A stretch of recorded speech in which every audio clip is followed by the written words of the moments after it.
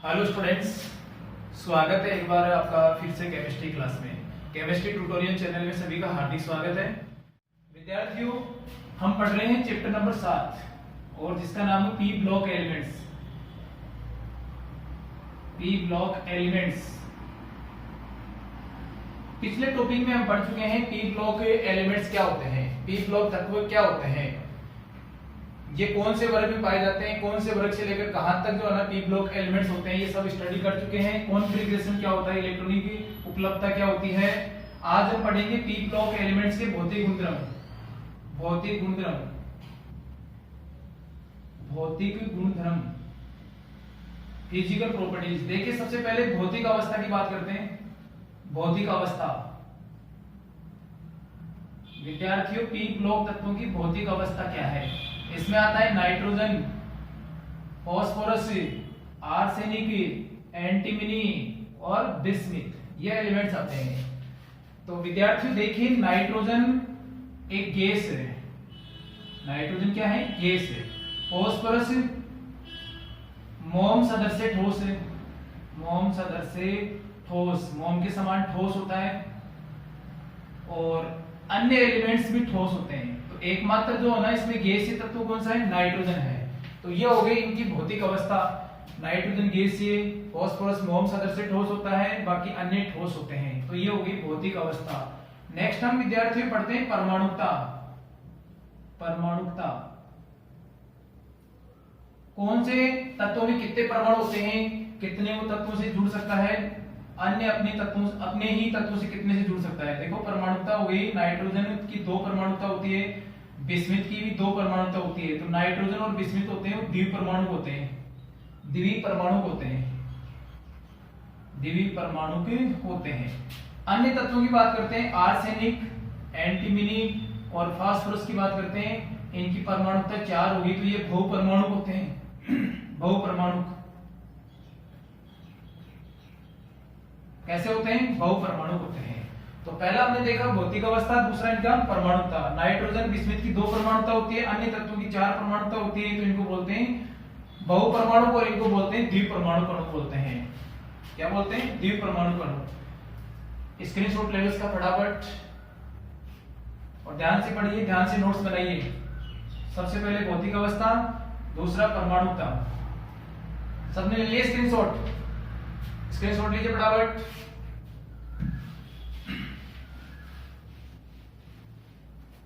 Next देखिए अपरूपता, अपरूपता। कोई तत्व एक से अधिक रूपों में पाया जाता है, वो उसकी अपरूपता हो जाती है। एक से अधिक रूप तत्व की, तो नाइट्रोजन को छोड़कर, N को छोड़कर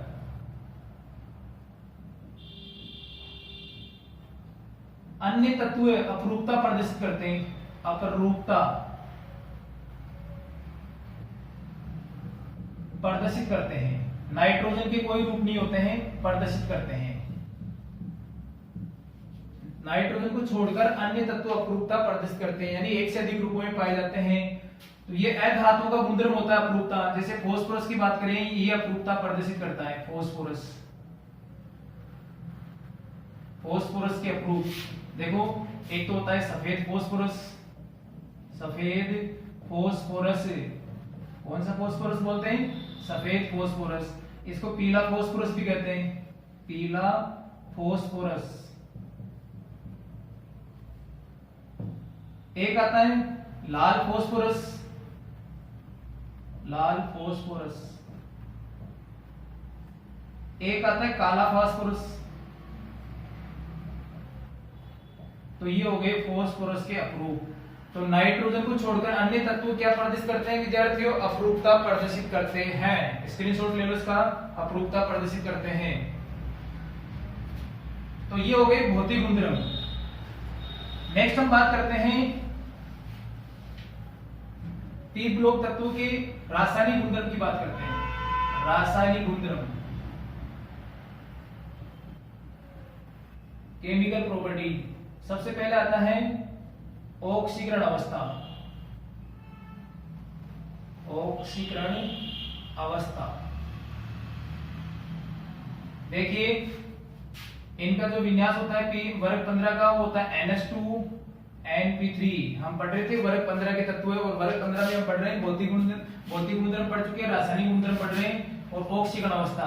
वर्ग 15 का बाह्यतम इलेक्ट्रॉनिक विन्यास क्या होता है? NH2NP3 होता है। अब देखो इन दोनों का योग करते हैं तो 5 होता है। तो सबसे पहले धनात्मक ऑक्सीकरण, धनात्मक ऑक्सीकरण, धनात्मक ऑक्सीकरण। वर्ग 15 के तत्वों का धनात्मक ऑक्सीजन होता है +5। नाइट्रोजन हमेशा +5 प्रदर्शित करता है, फास्फोरस +5 प्रदर्शित करता है, आर्सेनिक +5 प्रदर्शित करता है, बिस्मिथ +3 प्रदर्शित करता है, सॉरी एंटीमनी +3 प्रदर्शित करता है, बिस्मिथ जो होता है वो +3 प्रदर्शित करता है। आप देख रहे होंगे +5 से ऊपर से नीचे चलने पर +3 हो रहा है, मतलब +5 का स्थायित्व घटता है, +3 का स्थायित्व बढ़ता है। सबसे ज्यादा +3 किसमें होगा? बिस्मिथ में। सबसे ज्यादा +5 किसमें होगा? नाइट्रोजन में होगा। अब देखो +5 घटने का रीजन है, कारण नाइट्रोजन फास्फोरस में S और P कक्षक दोनों मिलकर बंध बनाते हैं, तो दोनों का योग कितना होगा? 5। जबकि यहाँ पर जैसे जैसे एलिमेंट्स भारी होता जाएगा, हेवी होता जाएगा, जैसे एंटीमनी बिस्मिथ हेवी एलिमेंट्स हैं, ये लाइट एलिमेंट्स हैं, तो हेवी एलिमेंट्स में क्या होता है? S कक्षक के इलेक्ट्रॉन में बंध नहीं बनाते हैं, तो केवल P के बंध बनाते हैं। तो ऑक्सीकरण कितना हो गया? +3। इसको बोलते हैं अक्रिय युग्म प्रभाव। NH2 जो होता है वो अक्रिय हो गया, तो कारण हो जाएगा अक्रिय युग्म प्रभाव के कारण, अक्रिय युग्म प्रभाव के कारण। अक्रिय युग्म प्रभाव क्या होता है? समूह ऑक्सीकरण 2 इकाई कम हो जाता है, उसको बोलते हैं अक्रिय युग्म प्रभाव। समूह कितना है? ऑक्सीकरण +5 है, और 2 इकाई कम होगा कितना हो जाएगा? +3 हो जाएगा। तो अक्रिय युग्म प्रभाव के कारण +5 का स्थायित्व नीचे चलने पर घटता है, +3 का स्थायित्व बढ़ता है। धनात्मक ऑक्सीकरण कितना आएगा? +5 आएगा वर्ग 15 का। स्क्रीनशॉट ले लीजिए फटाफट और बताइए, सबके समझ में आ रहा होगा। सबसे ज्यादा अक्रिय युग्म प्रभाव किसमें लगता है? एंटीमनी और बिस्मिथ में लगता है। दोनों में से देखें तो बिस्मिथ में सबसे ज्यादा प्लस ये अक्रिय युग्म प्रभाव लगेगा, इसमें +3 ज्यादा होगा। स्क्रीनशॉट लीजिए फटाफट। नेक्स्ट देखो ऋणात्मक ऑक्सीकरण।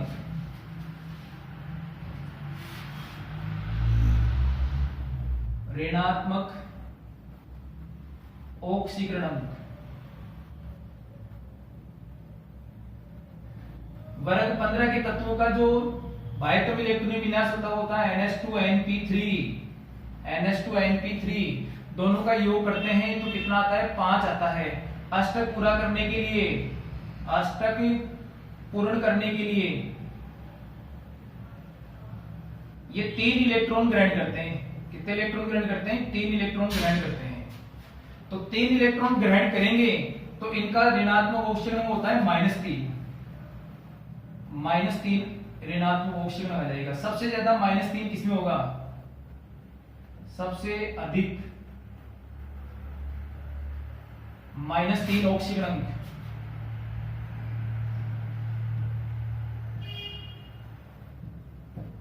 ये नाइट्रोजन में होगा। नाइट्रोजन सबसे ज्यादा -3 ऑक्सीजन अवस्था प्रदर्शित करेगा।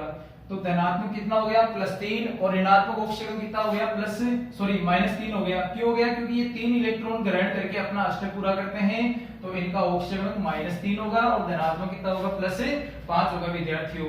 तो इसका स्क्रीनशॉट ले लो। ऋणात्मक ऑक्सीजन कितना हो जाएगा? -3, धनात्मक कितना होगा? +5 हो जाएगा। और फिजिकल प्रॉपर्टीज आप देख चुके हैं, जिसमें हमने भौतिक अवस्था देखा, परमाणुता देखा और अपरूपता। हम पढ़ रहे हैं केमिकल प्रॉपर्टीज, जिसमें पहला पढ़ा ऑक्सीकरण। स्क्रीनशॉट ले लो फटाफट, दोस्तों में शेयर कर दीजिए, वीडियो को लाइक कीजिए। स्क्रीनशॉट ले लिया होगा इसका। देखते हैं आगे का टॉपिक, केमिकल प्रॉपर्टीज में नेक्स्ट टॉपिक विद्यार्थियों सेकंड टॉपिक आता है केमिकल प्रॉपर्टीज का, हाइड्रोजन से क्रियाशीलता। हाइड्रोजन से क्रियाशीलता।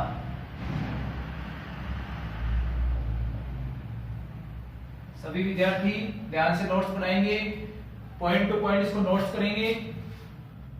हाइड्रोजन से क्रियाशीलता देखो, वर्ग 15 के तत्व जिनको हम लिखते हैं एलिमेंट्स, और ये क्रिया करेंगे हाइड्रोजन से, और हाइड्रोजन से क्रिया करके बनाते हैं हाइड्राइड। ES3 प्रकार के हाइड्राइड बनाते हैं। कौन सा हाइड्राइड बनाएंगे? ES3 प्रकार का। आप ध्यान देना, हाइड्राइड का सूत्र वर्ग 15 के क्या होगा? ES3 प्रकार के हाइड्राइड बनाते हैं। हाइड्राइड। अब जैसे हम ई का मतलब देखें, यहां पर क्या होगा, ई का अर्थ देखें तो ई का मतलब elements nitrogen, phosphorus, arsenic, antimony और ये आ जाएगा बिस्मिथ, ये हो जाएगा ई। क्या हो जाएगा, ई फॉर एलिमेंट्स। देख लेते हैं आगे, जैसे नाइट्रोजन क्या बनाएगा, हाइड्रोजन से क्रिया करके, मालूम सभी को NH3 बनाएगा, इसको बोलते हैं अमोनिया। ये अमोनिया का फॉर्मूला हो जाएगा, सबके समझ में आ रहा है। नेक्स्ट फॉस्फोरस क्या बनाएगा, हाइड्रोजन से क्रिया करके इसी फॉर्म में PH3, इसको बोलते हैं फोस्फीन। ये फोस्फीन का सूत्र हो जाएगा विद्यार्थियों, नोट करते जाओ, किसका फॉर्मूला हो जाएगा, फोस्फीन का। ये थोड़ा सा लाइट आ रहा है जिसकी वजह से PH3 फोस्फीन। हाइड्रोजन से क्रिया करेगा ऑर्सेनिक, तो ये बनाएगा ASH3, इसको बोलते हैं आर्सिन। क्या बोलते हैं इसको, आर्सिन बोलते हैं। नेक्स्ट देख लेते हैं, एंटीमनी रिएक्शन करेगा तो ये बनाएगा एंटीमनी हाइड्राइड, इसको बोलते हैं आर्सिन हो गया। स्टेबीन, इस हाइड्राइड का नाम हो जाएगा स्टेबीन। बिस्मिथ बनाता है BiS3, इसको बोलते हैं बिस्मुथीन। क्या बोलेंगे, बिस्मुथीन। तो ये नाम याद करेंगे। हाइड्राइड का सूत्र बताओ, वर्ग 15 के तत्व हाइड्रोजन से क्रिया करके EH3 प्रकार के हाइड्राइड बनाते हैं। ई क्या है, वर्ग 15 के तत्व। तो ये आपके सामने हाइड्राइड, स्क्रीनशॉट लीजिए, नोट्स बनाइए ध्यान से, और जो भी दिक्कत है मुझे कमेंट बॉक्स में बताएं कि सर इसको आप थोड़ा सा क्लियर करें, तो मैं वहां पर बता दूंगा आपको। और कोई भी अगर दिखने में प्रॉब्लम हो रही हो कि यहाँ पर सर साफ नहीं दिख रहा है तो बताएं। नेक्स्ट देखें, अब इनका स्थायित्व देखते हैं, हाइड्राइडों का स्थायित्व। देखो सबसे पहले हम इन हाइड्राइडों के स्थायित्व की बात करते हैं। स्थायित्व, स्टेबिलिटी। तो विद्यार्थियों देखो, एक तो था हमारे पास अमोनिया, एक था फोस्फीन, एक था आर्सिन, और एक था स्टेबीन, और एक था बिस्मुथीन। यह हाइड्राइड थे वर्ग 15 के तत्वों के। सबसे अधिक ताप स्थायित्व, ताप देने पर ये ज्यादा स्टेबल है, आसानी से टूटेगा नहीं, और सबसे कम स्थायित्व होगा बिस्मुथीन का, इसका स्थायित्व कम होगा। तो इसकी बंध ऊर्जा अधिक है, इसकी बंध ऊर्जा कम है। तो बंध ऊर्जा घटने पर तापीय स्थायित्व घटता है, तापीय स्थायित्व घटता है। सबसे कम बंध ऊर्जा किसकी है, बिस्मुथीन की है। सबसे अधिक बंध ऊर्जा किसकी है, अमोनिया की है। तो इसका स्थायित्व ज्यादा हो जाएगा, इसका स्थायित्व कम हो जाएगा। ये घटता हुआ क्रम हो गया। कौन सा क्रम हो गया, घटता हुआ क्रम, स्थायित्व का घटता हुआ क्रम हो गया। नेक्स्ट देख लेते हैं, अपचायक प्रवृत्ति, अपचायक गुण। वर्ग 15 के हाइड्राइडों में वो हाइड्राइड सबसे अधिक अपचायक होगा जिसके हाइड्रोजन आसानी से निकल जाए। तो इसकी बंध ऊर्जा कम है, तो ये आसानी से हाइड्रोजन त्याग देगा, और ये मुश्किल से हाइड्रोजन त्यागेगा। तो बंध ऊर्जा घटने पर, बंध ऊर्जा घटने पर अपचायक गुण बढ़ता है, अपचायक गुण बढ़ता है। आसानी से हाइड्रोजन कौन त्याग देगा, बिस्मुथीन त्याग देगा, इसकी बंध ऊर्जा कम होती है। तो स्थायित्व का बढ़ता हुआ क्रम क्या हो जाएगा, अमोनिया का, सॉरी अपचायक गुण सबसे कम हो जाएगा अमोनिया का, क्योंकि इसका स्थायित्व ज्यादा है। फिर PH3 का अपचायक गुण ज्यादा हो जाएगा, आर्सेनिक, और सबसे अधिक अपचायक गुण हो जाएगा बिस्मुथीन का। देखो विद्यार्थियों, नेक्स्ट टॉपिक है विलेयता। अमोनिया जल के साथ हाइड्रोजन बंध बनाता है, हाइड्रोजन बंध बनाता है, इसलिए इसकी जल में विलेयता सर्वाधिक होती है। और बिस्मिथ और एंटीमनी, आर्सेनिक, फोस्फीन ये जल के साथ हाइड्रोजन बंध नहीं बनाते, इनकी विलेयता घटती जाएगी। तो विलेयता का क्रम हो गया ये। सबसे ज्यादा विलेयता किसकी रहेगी, अमोनिया। कारण क्या है, due to formation of hydrogen bond, किसके साथ, जल के साथ। स्क्रीनशॉट लो फटाफट इसका। नेक्स्ट क्वथनांक। देखो क्वथनांक समानुपाती होता है अणुभार, अणुभार। जैसे जैसे अणुभार बढ़ेगा वैसे वैसे क्वथनांक बढ़ता जाएगा। तो सबसे अधिक अणुभार किसका है? बिस्मिथ का है। सबसे कम अणुभार किसका है? नाइट्रोजन का है। तो देखो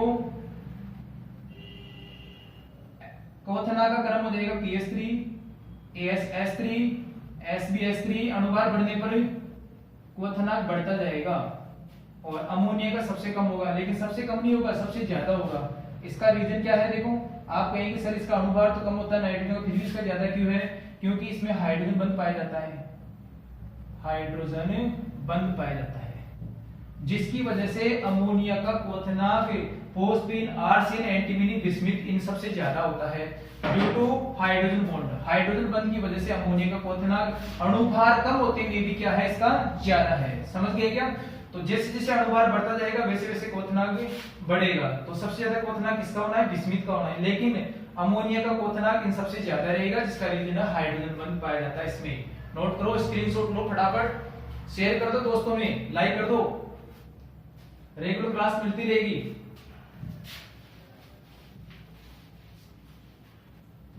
नेक्स्ट देख लेते हैं।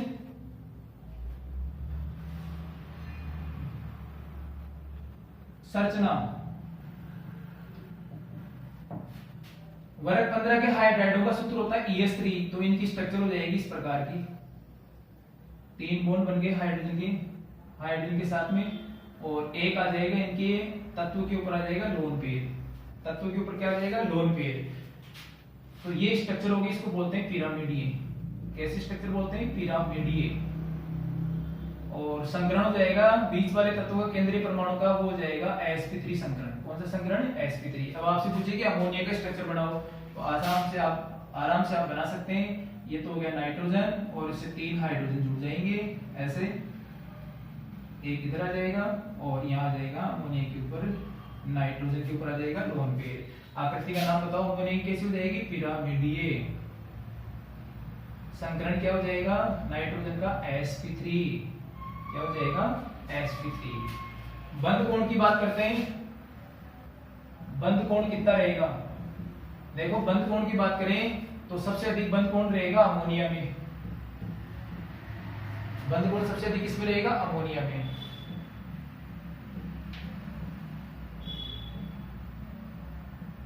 और सबसे कम रहेगा बिस्मुथीन में। सबसे कम बंद कोण किसका रहेगा? बिस्मुथीन। इधर दिख नहीं रहा है, बिस्मुथीन है। सबसे कम बंद कोण किसका रहेगा? बिस्मुथीन। तो अमोनिया में बंद कोण का मान पूछे तो ये होता है 107 डिग्री का होता है, 107 डिग्री। और बाकी बाद में घटता जाएगा क्योंकि इसकी इलेक्ट्रोनेगेटिविटी ज्यादा होती है, विद्युत ऋणात्मकता इसकी विद्युत ऋणात्मकता कम होती है। तो जैसे जैसे विद्युत ऋणात्मकता घटेगी वैसे वैसे बंद कोण घटता जाएगा। तो बंद कोण किसके समानुपाती होता है? देखो बंद कोण समानुपाती विद्युत ऋणात्मकता।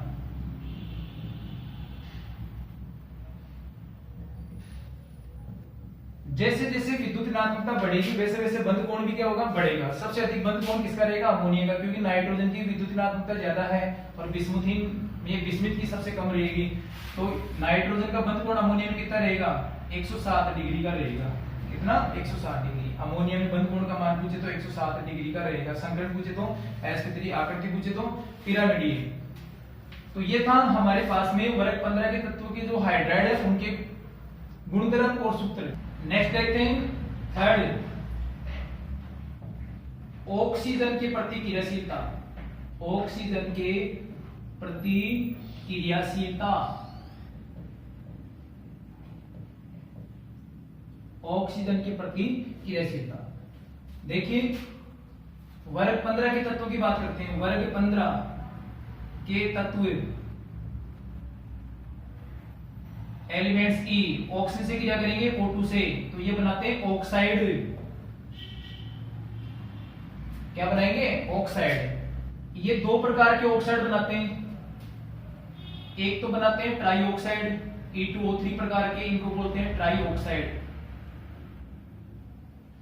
एक बनाते हैं E2O5 प्रकार के ऑक्साइड, इनको बोलते हैं पेंटा ऑक्साइड। पेंटा ऑक्साइड। ई क्या है यहाँ पर? ई हो जाएगा एलिमेंट्स, तत्व हो जाएगा। नाइट्रोजन, फास्फोरस, आर्सेनिक, एंटीमनी, और ये हो जाएगा बिस्मिथ। क्या हो जाएगा? बिस्मिथ। तो स्क्रीनशॉट ले लो फटाफट। वर्ग 15 के तत्व ऑक्सीजन से क्रिया करके क्या बनाते हैं, ऑक्साइड बनाते हैं। स्क्रीनशॉट लो इसका। दो प्रकार के ऑक्साइड बनाते हैं, ट्राई ऑक्साइड और एक पेंटा ऑक्साइड। ई क्या रहेगा, एलिमेंट्स रहेगा, nitrogen, phosphorus, antimony, bismuth, arsenic वगैरह ये रहेगा। नेक्स्ट देखो ट्राई ऑक्साइड क्या क्या होते हैं। ट्राई ऑक्साइड, ट्राई ऑक्साइड का फॉर्मूला E2O3। जैसे नाइट्रोजन क्या बनाएगा, N2O3, फास्फोरस क्या बनाएगा, P2O3 बना देगा, आर्सेनिक क्या बनाएगा, AS2O3 बना देगा, एंटीमनी Sb2O3, बिस्मिथ क्या बनाएगा, Bi2O3 बना देगा, बिस्मिथ क्या बनाएगा, Bi2O3 बना देगा। अब सबसे पहले देखो यहाँ पर ऑक्सीजन देखो +3 रहेगा, यहाँ पर भी +3, यहाँ +3 तत्व का, यहाँ पर +3 और यहाँ पर +3। अब जैसे जैसे हम वर्ग में ऊपर से नीचे जाएंगे तो नीचे वाले एलिमेंट्स वर्ग में कौन सा आता है, बिस्मिथ आता है। तो अम्लीय प्रवृत्ति घटती जाएगी, अम्लीय प्रवृत्ति घटती जाएगी, घटती जाएगी। कब घटेगी, वर्ग में ऊपर से नीचे चलने पर। सबसे नीचे वाला एलिमेंट्स कौन सा है, बिस्मिथ है। तो Bi2O3 एक दुर्बल अम्लीय प्रवृत्ति का हो जाएगा और ये ज्यादा अम्लीय प्रवृत्ति का हो जाएगा। तो यूं कह सकते हैं हम, फास्फोरस और नाइट्रोजन वाले ये दोनों जाएंगे अम्लीय प्रवृत्ति के, ये यहां तक हो जाएंगे उभयधर्मी प्रवृत्ति के, उभयधर्मी जो अम्ल और क्षार दोनों से क्रिया करते हैं, अम्ल क्षार दोनों के गुणधर्म दर्शाते हैं। और Bi2O3 हो जाएगा क्षारीय प्रवृत्ति का। तो देखो सबसे पहले स्टार्टिंग में अम्लीय प्रवृत्ति ज्यादा है, बाद में अम्लीय प्रवृत्ति कम हो रही है। नेक्स्ट हम बात करते हैं पेंटा ऑक्साइड। पेंटा ऑक्साइड की बात कर लेते हैं। तो पेंटा ऑक्साइड की बात करें तो इसका फॉर्मूला होता है E2O5, E2O5। जैसे नाइट्रोजन क्या बनाएगा, N2O5, nitrogen penta oxide, phosphorus penta oxide, arsenic penta oxide, antimony penta oxide and bismuth penta oxide. Oxygen की बात करें +5 होगा, फास्फोरस का +5, आर्सेनिक का +5, एंटीमनी का +5, बिस्मिथ का +5 हो जाएगा। वर्ग में ऊपर से नीचे चलने पर अम्लीय गुण घटता है। कौन सा गुण घटता है, अम्लीय गुण घटता है। देखो ये दोनों जाएंगे अम्लीय प्रवृत्ति के, ज्यादा अम्लीय हो जाएंगे, और ये दोनों जाएंगे उभयधर्मी प्रवृत्ति के, उभयधर्मी प्रवृत्ति के हो जाएंगे, और ये लास्ट वाला हो जाएगा क्षारीय प्रवृत्ति का हो जाएगा। तो ये था विद्यार्थियों आज की क्लास में हम सबसे पहले पढ़ रहे थे भौतिक गुणधर्म, उसके बाद रासायनिक गुणधर्म। नेक्स्ट पढ़ेंगे हम कल वर्ग 15 के तत्वों के यौगिक पढ़ेंगे। ठीक है, मिलते हैं एक नए टॉपिक के साथ में विद्यार्थियों, नई क्लास में एक नई वीडियो के साथ मिलते हैं। और जब तक आप इसके नोट्स बनाएं, धन्यवाद।